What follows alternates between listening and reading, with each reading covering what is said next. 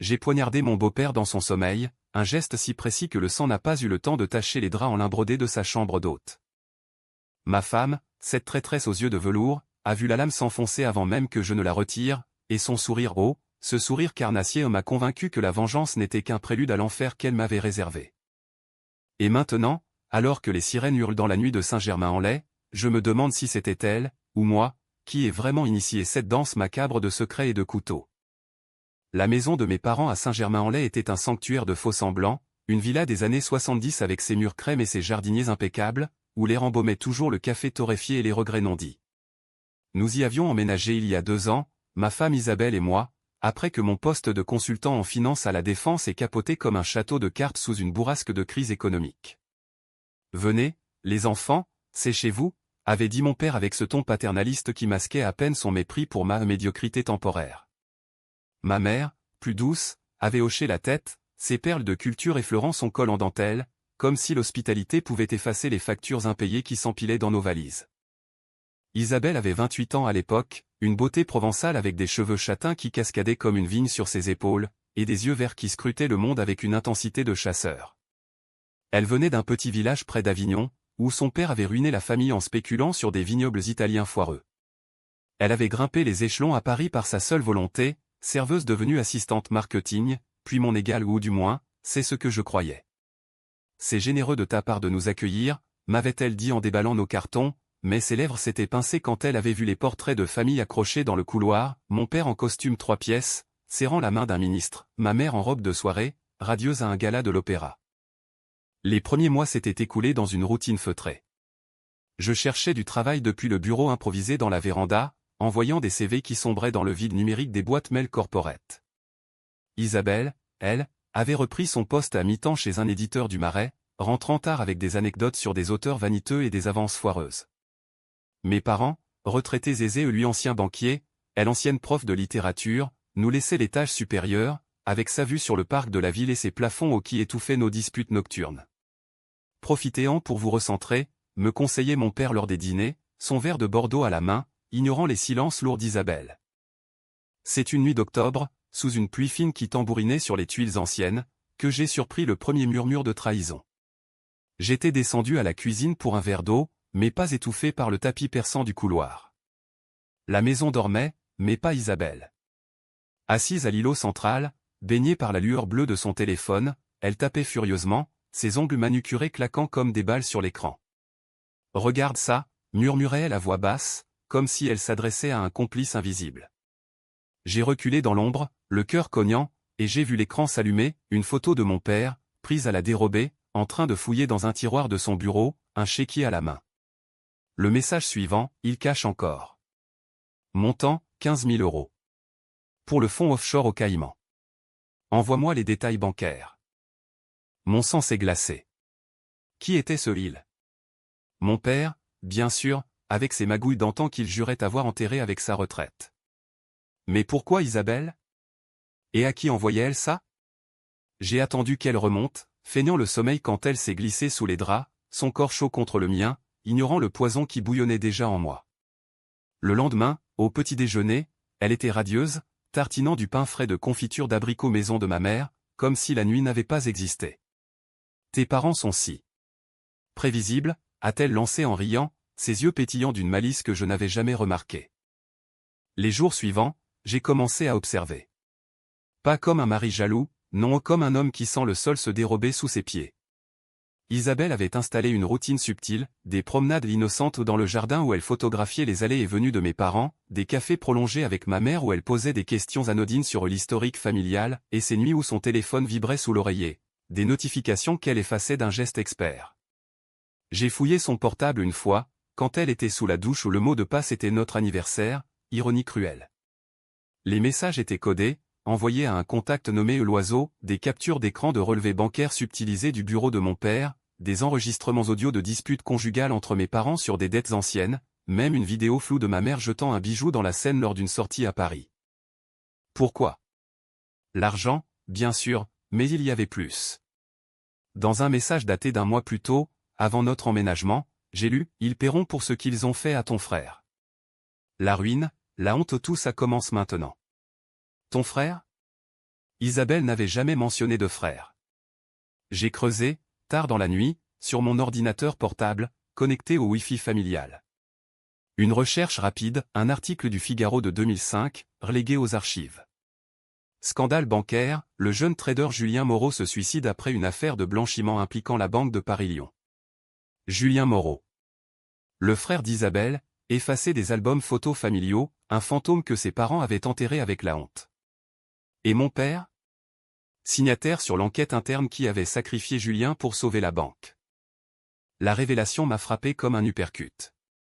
Mon père, cet homme aux manières impeccables, avait couvert l'affaire, ruinant la vie d'un gamin de 25 ans pour protéger sa carrière.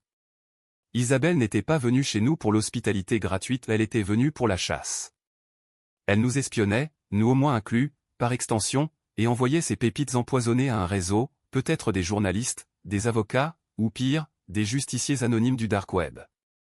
J'ai senti la rage monter, pas contre elle au début, mais contre l'héritage familial qui pourrissait tout sur son passage.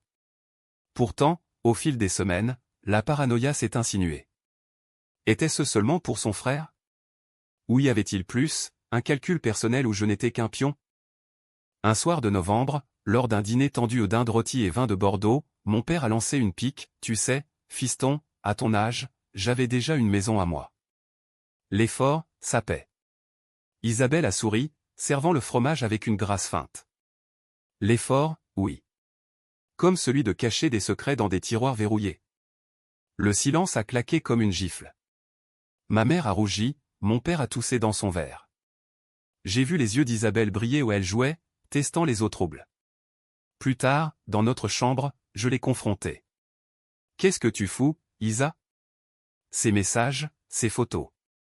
Elle s'est tournée, nue sous la lumière tamisée de la lampe de chevet, et a ri doucement. Enfin tu vois, mon amour.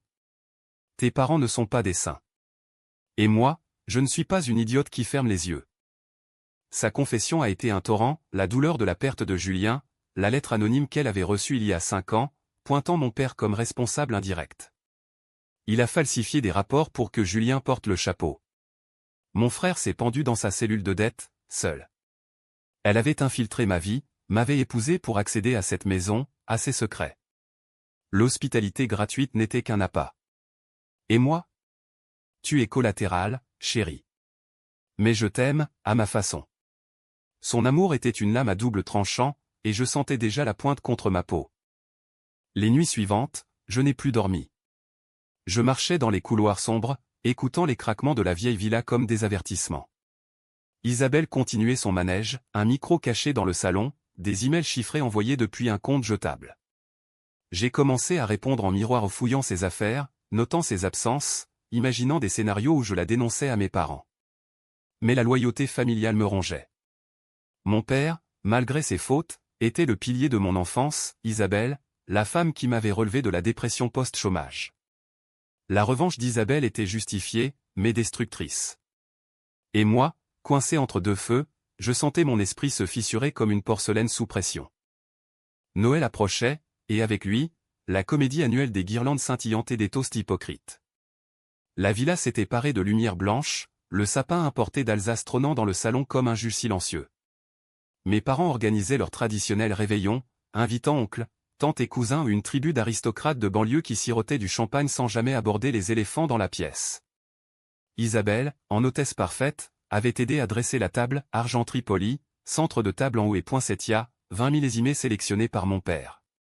Mais sous la surface, la tension bouillonnait comme un volcan sous la neige. J'avais décidé de jouer double jeu. Par jour, le gendre reconnaissant, sourire forcé, anecdote sur mes entretiens d'embauche fictifs. Par nuit, l'espion à mon tour. J'avais acheté un burner phone anonyme dans une boutique de Montmartre, et je commençais à compiler mes propres preuves, des photos de mon père recevant des enveloppes suspectes d'un notaire louche, des conversations enregistrées où ma mère avouait des regrets sur cette affaire avec le jeune Moreau. Je ne savais pas encore pour qui, ou peut-être pour me protéger, ou pour contre-attaquer Isabelle. La paranoïa me rongeait, chaque vibration de son téléphone était une alarme, chaque regard complice entre elle et ma mère un indice de trahison plus profonde. Le 24 décembre, alors que la neige saupoudrait les toits de Saint-Germain, l'affaire a éclaté comme un pétard mouillé. Nous étions tous assemblés au salon, les rires forcés masquant l'ivresse naissante. mon oncle, un avocat à la retraite, racontait une blague sur les banquiers véreux quand Isabelle a accidentellement renversé son verre de vin sur la nappe. En épongeant, son téléphone a glissé de sa poche, atterrissant écran allumé sur le tapis. Un message clignotait, l'oiseau à corbeau, dossier prêt. Preuve audio jointe à aveu de culpabilité. Rendez-vous demain, 10h, café de la paix. Le silence a figé l'air. Mon père, pâle comme un linceul, a ramassé l'appareil d'un geste sec. Qu'est-ce que c'est que ça, Isabelle? Elle n'a pas bronché. Ses yeux verts, froids comme l'acier, ont balayé la pièce. La vérité, monsieur. Celle que vous avez enterrée avec mon frère. Le mot frère a résonné comme un coup de tonnerre. Ma mère a porté la main à sa poitrine, ses perles claquant, mon oncle a toussé, mal à l'aise. J'ai vu le puzzle se former dans leur regard, les soupçons, les non-dits. Isabelle s'est levée, gracieuse même dans la tempête. Julien Moreau. 2005, vous vous souvenez? Le gamin que votre banque a sacrifié pour un scandale de blanchiment. Mon frère. Il s'est pendu parce que vous avez falsifié les rapports, pour sauver votre peau. Mon père a nié, bien sûr un déni chevrotant, les veines saillant sur son front. C'est de l'histoire ancienne. Une rumeur, un suicide banal. Mais Isabelle avait anticipé. Elle a sorti une clé USB de sa poche, la posant sur la table comme une grenade dégoupillée. Écoutez. Son dernier appel à notre mère, enregistré avant qu'il ne saute. La voix de Julien, jeune et brisé, a rempli la pièce via le haut-parleur de mon téléphone. « Maman, ils m'ont piégé. Le vieux de Paris-Lyon, il a tout arrangé. Je ne peux plus. » Les pleurs, le clic du téléphone raccroché. Ma mère s'est effondrée en sanglots, mon père fixant le sol, vaincu. La famille s'est dispersée comme des feuilles mortes, les invités filant sous prétexte de maux de tête. Nous nous sommes retrouvés à 4, moi, Isabelle, et mes parents brisés. Pourquoi maintenant, ai-je demandé, ma voix rauque. Isabelle m'a regardé, pour la première fois avec une vulnérabilité réelle. Parce que vous vivez ici gratis, sur l'héritage de mensonges. Et parce que j'en ai marre de porter ça seul. Mon père, assis dans son fauteuil Voltaire, a murmuré, c'était pour protéger l'entreprise. Des emplois, des familles. Julien était imprudent. Imprudent. Le mot a allumé une étincelle en moi. Isabelle a ri, amère. Imprudent? Il avait 25 ans, et vous l'avez condamné à mort. Cette nuit-là, après que mes parents se soient retirés dans leur chambre, Isabelle et moi nous sommes disputés comme jamais. Tu m'as utilisé, ai-je hurlé, la saisissant par les épaules. Ses os frêles sous mes doigts, sa peau chaude malgré la froidure. Non, c'est toi qui m'as choisi sans savoir. L'amour, c'est pas gratuit, chérie. Elle s'est dégagée, attrapant son manteau. Je pars demain. Mais le dossier partira avec moi. Elle a claqué la porte, descendant vers la nuit enneigée. Je l'ai suivie, courant dans le jardin gelé, les flocons collant à mes cheveux. Reviens. On peut arranger ça. Mais elle était déjà au volant de sa Clio, phare trop en l'obscurité. Avant de démarrer, elle a baissé la vitre, réfléchie à ton camp, Alexandre. Tes parents ou la justice? Les jours suivants ont été un brouillard de silence et de regrets. Mes parents, humiliés, ont tenté de recoller les morceaux, mon père consultant discrètement un avocat, ma mère noyée dans des tisanes et des prières catholiques oubliées. Moi, j'errais entre les deux mondes. Isabelle m'appelait sporadiquement, des messages laconiques, rendez-vous fixé. Ils mordent à l'hameçon. L'oiseau était un journaliste freelance du Monde, friand de scoops post-MeToo sur les élites financières. Le dossier grandissait, preuves bancaires exhumées, témoignages de collègues de Julien, même une analyse ADN sur un cheveu trouvé sur une chemise de mon père au pure paranoïa d'Isabelle, mais efficace pour terroriser. Je me suis surpris à la soutenir, en secret. Une nuit, j'ai copié des fichiers de l'ordinateur de mon père, des emails effacés sur des transferts illégaux vers des comptes suisses. Pas pour la détruire, mais pour équilibrer la balance. Mon père avait ruiné des vies, y compris la mienne indirectement, mon enfance sous pression, mes échecs professionnels hantés par son ombre. Isabelle avait raison, l'hospitalité gratuite était une chaîne dorée. Pourtant, l'aimer me déchirait. Elle revenait parfois, ces nuits où la villa dormait, glissant dans mon lit avec des excuses murmurées et des caresses qui effaçaient tout. C'est pour guérir, disait-elle, son corps un antidote au poison familial. Mais la fissure s'élargissait.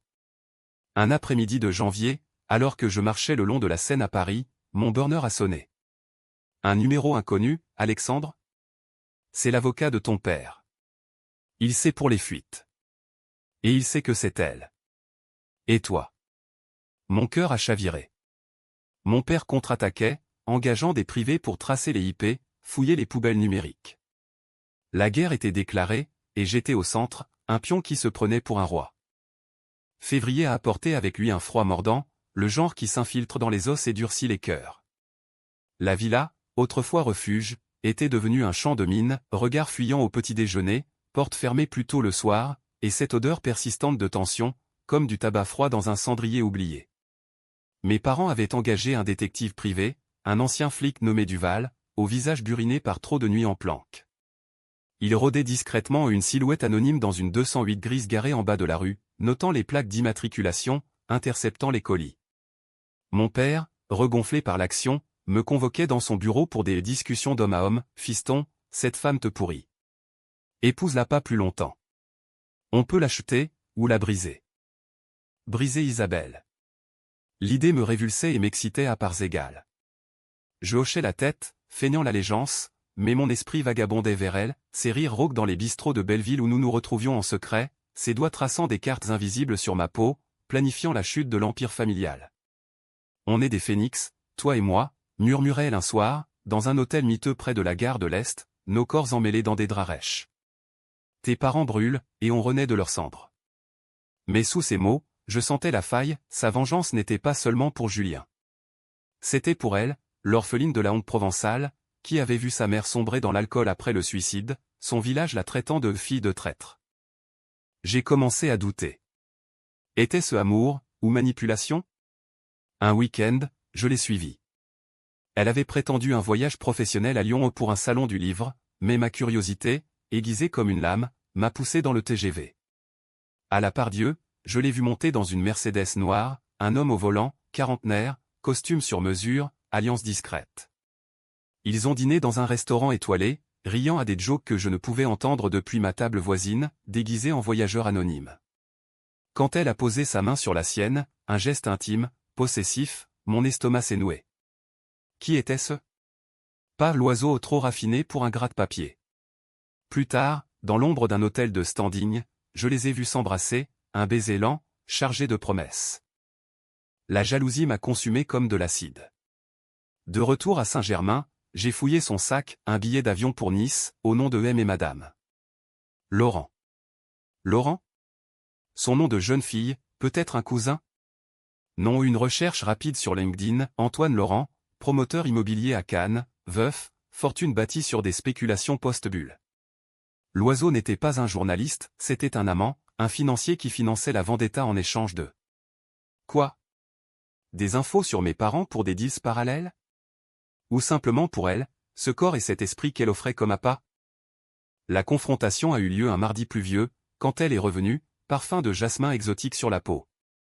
Où étais-tu vraiment, ai-je demandé, la coinçant contre le mur de notre chambre. Ses yeux se sont plissés, pas de peur, mais d'amusement. Curieux, hein? Antoine est un allié. Il a les connexions pour faire éclater le scandale des juges, des procureurs qui détestent ton père depuis l'affaire Moreau. Un allié. Le mot sonnait faux, comme un mensonge poli dans un salon bourgeois. Et le reste? Les nuits à Lyon? Elle a ri, écartant une mèche de mon front. La vengeance demande des sacrifices, Alexandre. Tu crois que je couche avec lui pour de l'argent? C'est pour le pouvoir. Pour que Julien ait justice. Mais ces mots cascadaient vides. Cette nuit-là, pour la première fois, je l'ai prise avec rage, nos corps se heurtant comme des vagues en tempête, et dans son gémissement, j'ai entendu non du plaisir, mais une victoire froide. Le lendemain, Duval m'a contacté, votre femme a un dossier sur votre père, mais aussi sur vous. Des transferts d'argent de votre compte vers des comptes offshore pour aider sa cause? Mon sang s'est figé. J'avais transféré 5 000 € il y a un mois, un prêt pour ses frais d'enquête. Était-ce piégé? Isabelle me tendait-elle un piège pour m'impliquer, me lier à elle dans la chute? La paranoïa s'est muée en plan. J'ai rencontré Duval en secret, dans un bar à tabac de Poissy. Aidez-moi à la stopper, ai-je dit, avalant une bière tiède. Il a hoché la tête, ses yeux porcins luisants. Pour 10 000 €, on peut la faire chanter. Des preuves fabriquées ou adultères avec preuve, ou pire, chantage. J'ai hésité, mais l'image d'elle avec Antoine a scellé le deal. Les jours suivants, j'ai nourri Duval d'infos, ses habitudes, ses mots de passe. En échange, il m'a filé des enregistrements Isabelle au téléphone avec Laurent, chérie, une fois que le vieux est ruiné, on file aux Caraïbes. Ton mari?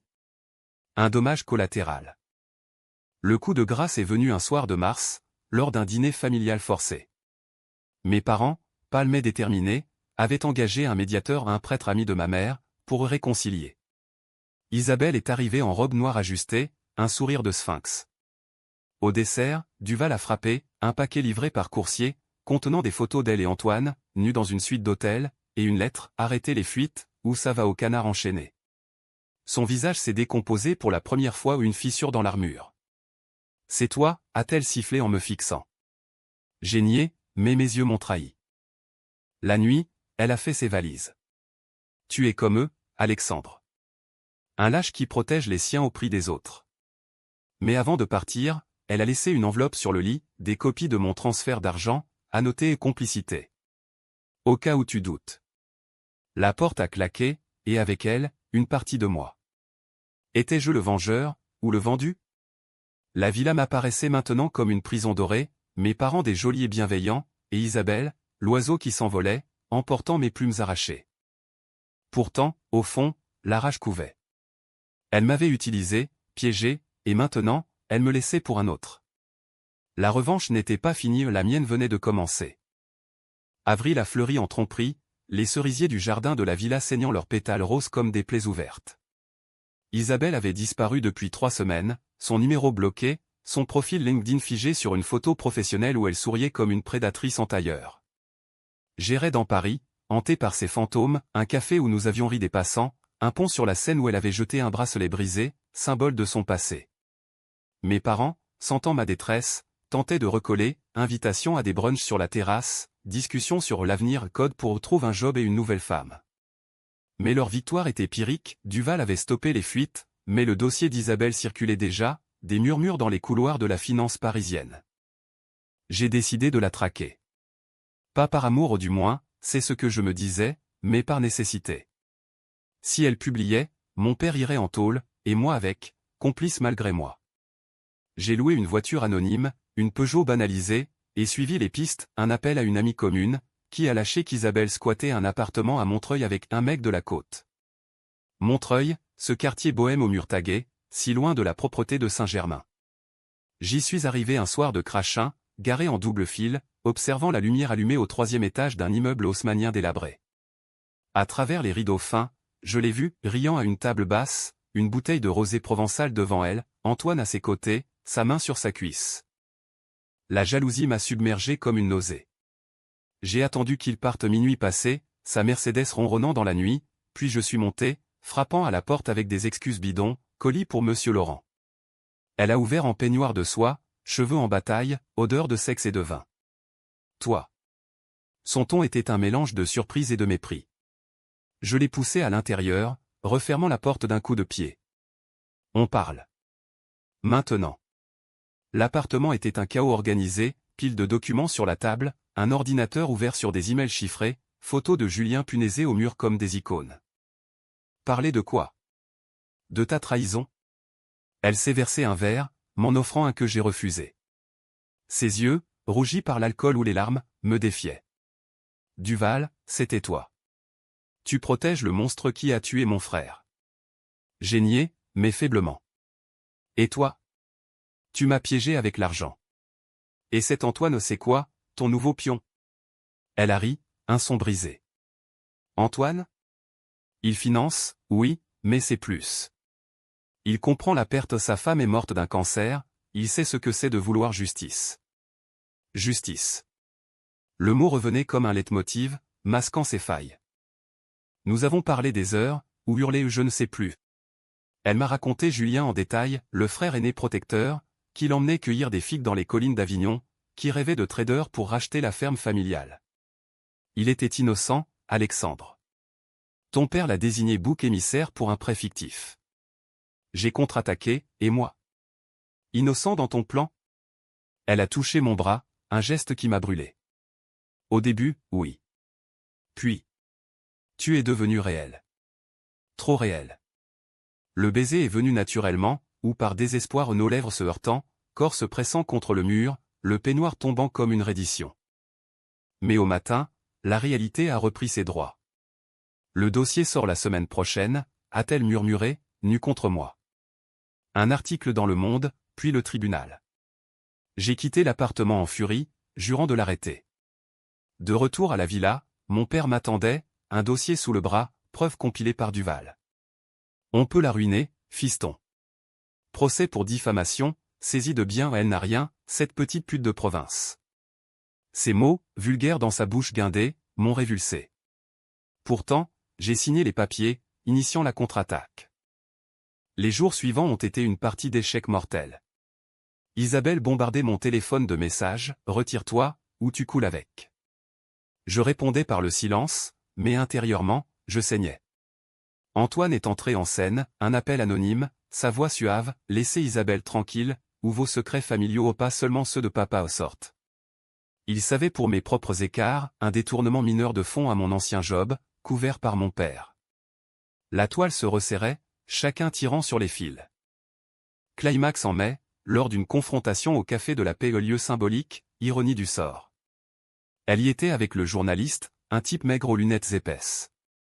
J'ai débarqué, escorté par Duval en civil. Arrête ça, Isa. Pour nous. Le journaliste a souri, sentant le scoop. Trop tard, monsieur. L'article est bouclé. Duval a sorti son badge faux, mais impressionnant, intimant l'ordre de coopérer. Isabelle s'est levée, pâle.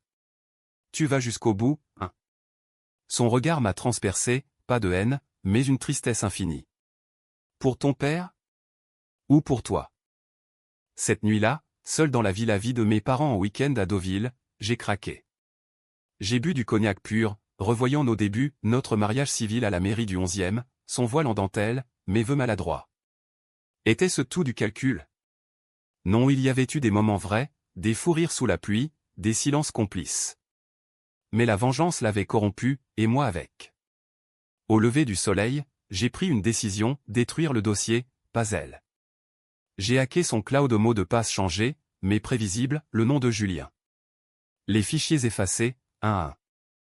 Quand elle l'a découvert, son appel a été un hurlement, « Traître! Tu as tout effacé ?» Pour nous sauver, ai-je répondu. Silence, puis, il n'y a plus de nous. Elle a raccroché, et j'ai su que la lame était tournée contre moi. Juin a étouffé Paris sous une canicule impitoyable, l'air lourd de sueur et de non-dit. La villa, avec ses volets clos, était un four où les secrets mijotaient à feu lent. Mes parents, ignorant mon sabotage, fêtaient une victoire imaginaire, l'article du Monde ajourné, rumeur de problèmes légaux pour le journaliste. Mon père m'a tapé l'épaule, bien joué, fiston. La famille d'abord. Mais ses yeux trahissaient la peur des nuits blanches, des pilules pour le cœur. Ma mère, plus intuitive, me scrutait, et Isabelle? Elle reviendra. J'ai menti, c'est fini. Pourtant, ce n'était pas fini. Isabelle avait anticipé. Un matin, un colis anonyme, une clé USB avec des backups du dossier, et une note, tu crois m'avoir eu. Regarde la vidéo. Je l'ai visionnée, seul dans la véranda, une caméra cachée dans notre chambre, enregistrant nos nuits d'amour post-confrontation. Mes confessions murmurées au ton frère mérite justice, mais pas au prix de tout, des aveux compromettants. Pire, un montage où je semblais avouer ma complicité dans les fraudes de mon père. Elle avait tout prévu, me piégeant dans mon propre lit. La panique m'a saisi. Duval, contacté en urgence, Harry Jaune, c'est du chantage pur. On contre avec une plainte pour violation de privacy. Mais je savais, Isabelle ne bluffait pas. Elle voulait me forcer à choisir la détruire publiquement, ou la rejoindre dans l'abîme. J'ai tenté de la voir, la traquant jusqu'à un vignoble en Provence qu'elle avait mentionné enfant. Le domaine était en ruine, vendu après la mort de sa mère, mais elle y était, assise sur un muret de pierre sèche, robe blanche flottant dans la brise de Mistral, un verre de vin rouge à la main. Pourquoi, ai-je demandé, m'asseyant à distance respectable. Le soleil cognait, faisant miroiter les vignes assoiffées. Elle a haussé les épaules, ses yeux verts voilés par des lunettes de soleil. Parce que tu m'as trahi en premier. En protégeant eux. Sa voix était calme, presque résignée. Elle m'a raconté tout, comment elle m'avait ciblé sur LinkedIn, feignant une rencontre fortuite à un networking event, nos premiers dîners, scriptés pour me séduire. Mais l'amour est arrivé, idiot. Vrai, vicieux. Antoine? Un moyen, pas une fin. Il paie les factures, mais c'est toi que je voulais. Le Mistral a charrié des confessions, sa culpabilité, les nuits où elle pleurait pour Julien, imaginant son corps ballotté par la Garonne. La vengeance, c'est un feu qui consume tout. Même moi. J'ai tendu la main, et elle l'a prise. Nous avons fait l'amour là, sur la terre sèche, un acte primal, désespéré, comme pour exorciser les poisons. Aide-moi à finir, a-t-elle murmuré après. Un dernier coup confronte ton père, force-le à avouer publiquement. J'ai hésité, puis acquiescé. Pour elle, pour nous, ou pour me racheter? De retour à Paris, le plan s'est mis en place. J'ai organisé un dîner de réconciliateur à la villa, invitant Isabelle sous prétexte d'une trêve. Mes parents, optimistes, ont accepté. La table était dressée comme pour un traité de paix, chandelles, foie gras, et un sommelier pour les accords mets-vins. Mais sous la nappe, Isabelle serrait ma main, sa paume moite. Au plat principal magret de canard, j'ai lancé, père, parle de Julien Moreau. Le silence a gelé les verres. Mon père a pâli, ma mère figeait sa fourchette. Qu'est-ce que c'est que ces conneries? Isabelle a sorti la clé USB, la posant comme un talisman. Écoutez, ou ça part aux médias. L'audio a rempli la pièce, la voix de mon père, enregistrement secret d'il y a 20 ans, lors d'une réunion interne, le gamin porte le chapeau. Falsifier les logs, on sauve la banque. Son aveu, clair comme de l'eau de roche. Mon père s'est levé, tremblant, c'était la survie. Des centaines d'emplois. Mais Isabelle l'a coupé, et une vie? Ma mère a pleuré, suppliant, pitié, pour la famille. La confrontation a duré des heures, un psychodrame shakespearien dans le salon lambrissé.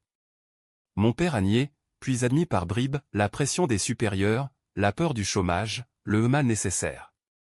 Je regrette, bon Dieu, a-t-il hurlé enfin, s'effondrant dans son fauteuil. Isabelle, implacable, a enregistré chaque mot sur son téléphone. C'est pour Julien. Signé ça une confession écrite. Il l'a fait, les mains chevrotantes, sous nos yeux. Moi, je me sentais vide, vengeur accompli, mais orphelin d'illusions. Pourtant, au milieu de la nuit, quand Isabelle et moi avons fêté en secret dans notre chambre champagne volée de la cave, la trahison a frappé. Son téléphone a vibré, message d'Antoine. C'est fait. Ton beau-père ruiné ou le procureur a le dossier. Elle avait envoyé la confession en temps réel, sans me dire. Pour assurer, a-t-elle expliqué, mais ses yeux brillaient d'un triomphe solitaire. Tu m'utilises encore, ai-je murmuré. Elle a haussé les épaules, l'amour en vengeance, c'est ça. Le lendemain, le scandale a éclaté, article dans Libération, l'ex-banquier avoue, suicide d'un trader innocent. Mon père, effondré, a fait une tentative pilules avalées en vrac, sauvé in extremis par ma mère. À l'hôpital, il m'a regardé, tubulure au bras, pourquoi, fiston? J'ai fui, courant vers Montreuil, mais Isabelle était partie aux valises vides, note, merci pour le feu. Brûle bien. Seul, j'ai compris, la revanche n'appartient à personne. Elle consume, et ce qui reste n'est que cendre. Juillet a incendié l'été, les jardins de Saint-Germain jaunissant sous la sécheresse, miroir de mon âme calcinée. Mon père, sorti de l'hôpital, errait comme un spectre, cheveux blancs hâtifs, regard fuyant les miroirs. Le scandale avait tout emporté, compte gelé par les juges, amis disparus, une mise en examen pour complicité de fraude. Ma mère, pilier fissuré, passait ses journées à l'église Saint-Germain, priant pour un pardon divin que les hommes lui refusaient. C'est elle, cette sorcière, murmurait-elle en servant le thé fade. Moi, je hochais la tête, mais intérieurement, je blâmais le système, ce carrefour cruel où ambition et vulnérabilité se heurtent. Isabelle avait disparu dans la nature, traces numériques effacées comme par magie. Antoine aussi aux rumeurs d'un départ pour Dubaï, emportant ses investissements sales. J'ai engagé un privé indépendant, pas Duval cette fois, pour la retrouver, piste vers Marseille, puis un village perché dans les Alpes de Haute-Provence. Là, dans une masse isolée entourée de lavandes violettes, je l'ai trouvée. Elle vivait seule, écrivant un mémoire sur Julien, ou un roman de vengeance, je ne sais. Quand je suis arrivé, poussiéreux de la route sinueuse, elle était sur la terrasse, tapant sur un vieux typewriter, une cigarette aux lèvres. « Tu me traques maintenant » a-t-elle dit sans lever les yeux, mais sa voix tremblait. Je me suis assis, l'air chargé d'odeurs de thym et de regrets. Pour clore le chapitre. Elle a ri, amère, éteignant sa clope dans un cendrier en terre cuite. Il n'y a pas de fin en revanche, Alexandre. Seulement des cycles. Nous avons parlé des jours entiers, ou des heures où le temps s'étirait comme la chaleur. Elle avoua tout, l'amour pour moi, vrai mais toxique, la peur d'être comme son frère, brisé par le système, Antoine, un pansement éphémère. Je t'ai détruit pour me guérir. Égoïste, hein. Et moi? J'ai confessé ma lâcheté, protégé mon père par habitude, non par loyauté, saboté son dossier par jalousie, non par justice. On est pareil, Isa. Des survivants qui blessent pour respirer. Le soir, sous un ciel étoilé implacable, nous avons fait l'amour une dernière fois lent, tendre, sans armes. Reste, a-t-elle murmuré. Mais au matin, j'ai vu la vérité, rester, c'était perpétuer le cycle. J'ai laissé une lettre, libère-toi. Je l'ai fait pour mon père, toi pour Julien. Peut-être un jour pour nous. De retour à la villa, le dénouement s'est imposé. Mon père, face à ses juges, a plaidé coupable aux peines suspendues, mais ruine morale. Ma mère a vendu la maison, déménageant en Bretagne pour recommencer. Moi, j'ai trouvé un job modeste, rédacteur freelance pour des newsletters financières ironie, écrire sur les pièges que j'avais fuis. Isabelle? Son livre est sorti 6 mois plus tard, Anonyme, l'oiseau noir, un récit psychologique sur une vengeance familiale qui dévore ses enfants.